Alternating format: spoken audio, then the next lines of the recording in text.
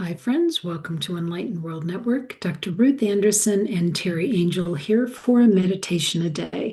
Today, we're doing a silent meditation, which means that Teri and I are going to go behind scenes and meditate together. She's going to play some beautiful music for you. And then, after about 30 minutes or so, depends on how quickly the message comes in, we'll come back on and we'll share the messages that Spirit had for us today. We invite you to meditate right alongside us. Teri Angel, I'm so glad you're here, still in India, but we're thrilled that we can have things like Zoom that bring us together. I'm so grateful for that technology. Hello, everyone. Good morning. I will begin the music. All right, friends, have a good meditation and we'll see you soon.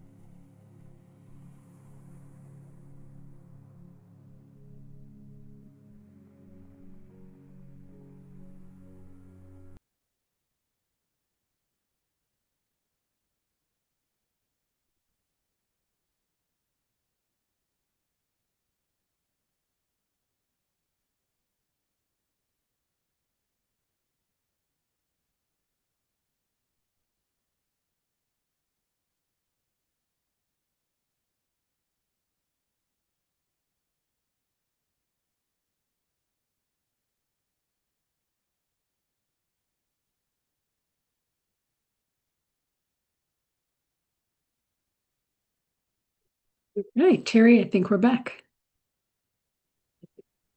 Volume up.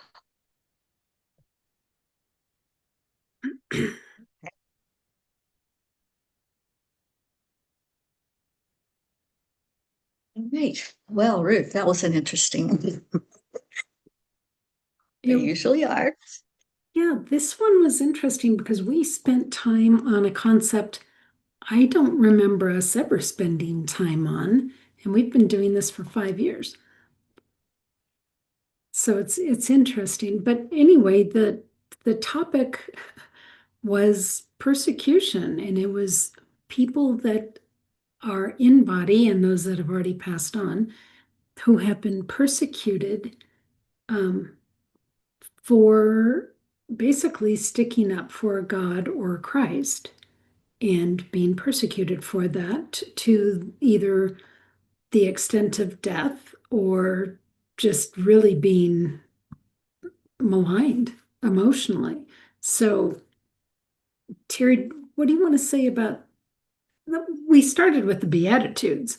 It really went into that. Do you want to talk about the Beatitudes? This was a teaching, if you're not familiar with the Beatitudes, this was a teaching Jesus did with his disciples. And I suppose the question had come up about how people treat those who might think differently, those who follow Christ or follow whatever um, method of spirituality you have. And so he's telling them, blessed are those who are meek, because they will inherit the earth. And blessed are those who are persecuted in my name, that I can't remember how that one, the whole thing is so beautiful, but it goes into these different things that they were experiencing and that we still experience, those of us who believe in God, believe in Christ.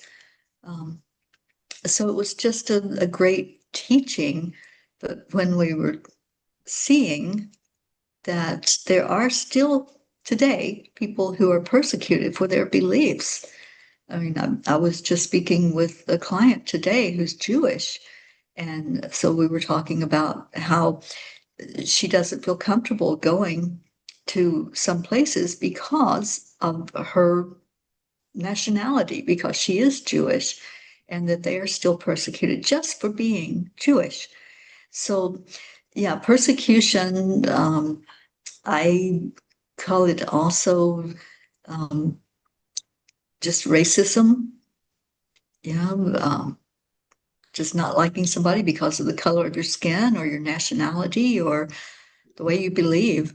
And so Jesus was reassuring that it happens and that we are to put on that armor, that we stay strong, right? We stay in our belief and don't sway.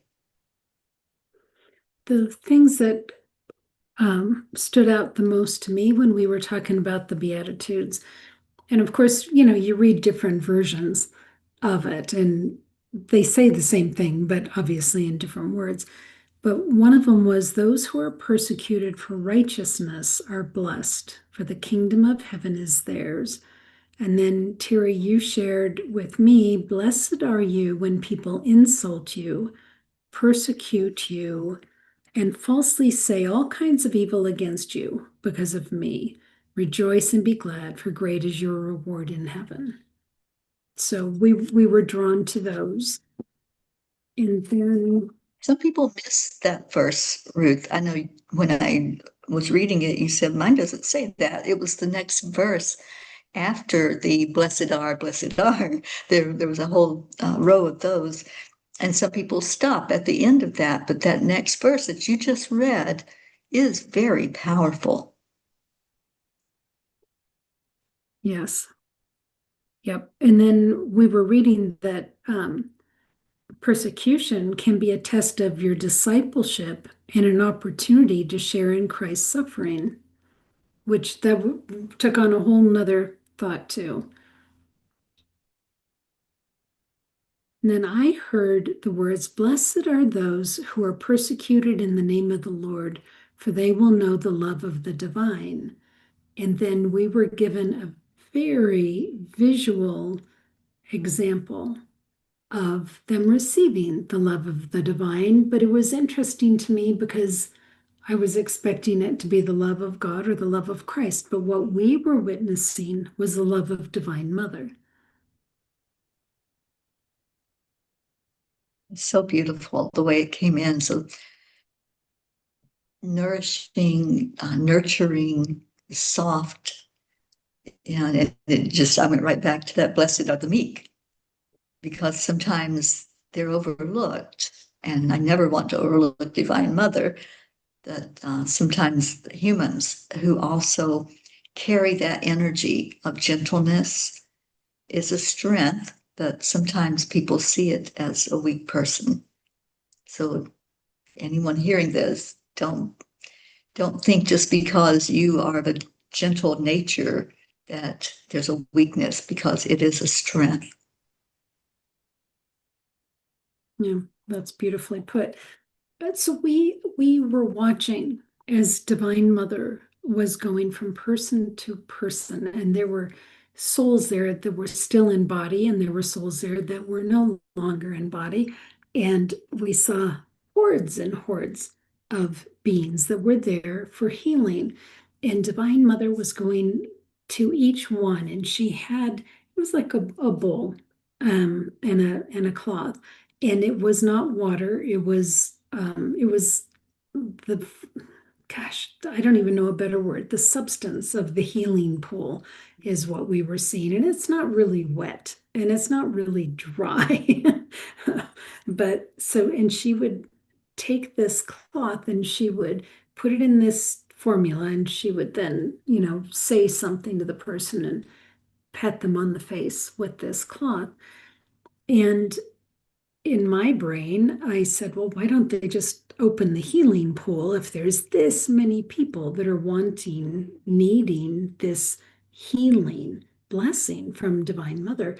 And they said, no, because it's not that. It's not a massive healing where people are just being healed. It's the one-on-one with Divine Mother.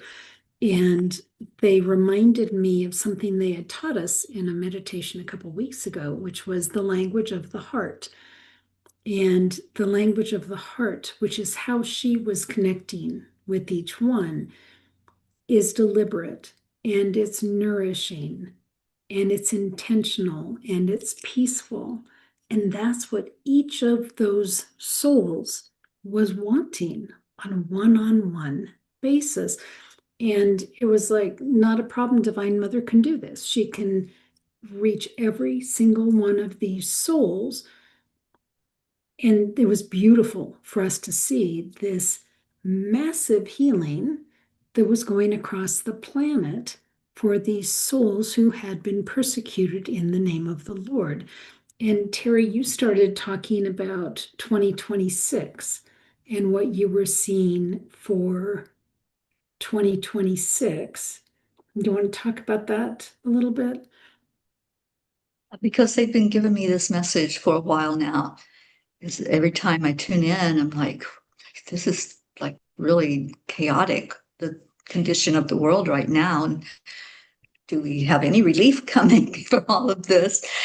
And so they have assured me, and numerologically, this is going to be a 1 year coming up, the 2026. And one is all about new beginnings. It's about clean slates, freshness. So they have been giving me that message. And it's not going to be, as I said to you, it's not going to be the clock strikes midnight and all of a sudden we have peace. It's going to be a year of change and shift. And those who are in tune with spirit, with the fact that we are a spirit in this human body, are going to carry that torch with our frequency rising higher, our vibrations lifted up. And so there will be a huge shift. And those that are just still in that way of chaos and drama and trauma, they're just going to plug along and always find something to complain about. But it is going to be a very different energy. And I believe there's more that are carrying that light. than the ones who are the rumblers and the grumblers, as I call them. So yeah, it's going to be a big shift this coming year. And so just hold on to that hope. And that's what they've said to me. Hold on to the hope and focus, because what we focus on expands. So focus on the fact that we have an opportunity here. We've been through what we didn't want. Now let's call in what we do want. And let's have that change in a good way. So I see it as a positive coming up for us. And we'll make it what it's going to be as a collective. We're going to be the ones to either make it hard or easy. And it can be easy. Yeah. So But it's definitely going to be a change. right. So what I was saying was that Divine Mother was providing this healing for those that were still holding on to the hurt and the pain and the grief and the loss. So they could be cleansed and ready to move forward into that peace that you're talking about. Yes. Yeah, she was showing us big time that we were walking beside of her, in our vision and in the meditation. Ruth and I were right there beside of her, walking along with her, but we all are. We're all walking right beside of her as the healing and ministers to those who may be seeing that things are helpless or hopeless. So our job is to hold that light, shine the light. And we were reminded It's a of, big job. I'm sorry, say it again, Teri. It's a big job, It's a big but job. we're up for it. Well, they reminded us the importance of community for those of us that are holding the divine light, the importance of sticking together, being there for each other. Yeah, community is everything. And I'm learning that in a big way here where I'm at in India right now. And I was sharing that with you, Ruth. I have seen so much of how community really works well here in India, and people just not even giving it a second thought. If somebody needs something, here it is. You need food, here it is. Um, it's just beautiful to watch. And so I think community is going to be big this year. Find your community. And it doesn't have to be where you live. It could be, and that would be great. But find your community. Those are going to support you. If you have a moment and you need to reach out to somebody, who would that be? Think along those lines. Well, and who can you give to? It's not just about receiving, Yes, it's creating and right. stoking that community. Yeah. Yep. And then the last thing, they reminded us of a message that they had given us actually while we were in Egypt. And it was, all we ask is that you trust. The angels keep bringing that message in over and over and over. All we ask is that you trust. Teri, anything else you'd like to share out about this meditation? Well, going back to community and just respecting each other, seeing each other, we're all in this. We're all doing the best we can with what we've got. So respect each other. Really look eyeball to eyeball, say hello. Doesn't hurt you to say hi to somebody, and if you see somebody on the street that's down on their luck, there's a lot of homeless people, and this is a terrible time to not have shelter and food, and just acknowledge them. Say hello, you know, just they're a human being, just like we are. So just acknowledging each other, um, shine some love, shine some warmth. For those that are freezing, give them some warmth of your smile, maybe a blanket if you can do that. Yeah, thank you, Teri. All right. Friends, thank you for being here at Enlightened World Network. we so appreciate that every time we go into meditation, Spirit shows up with a message. So we're glad that you're here to share in that with us. So take good care. God bless. We'll see you all soon.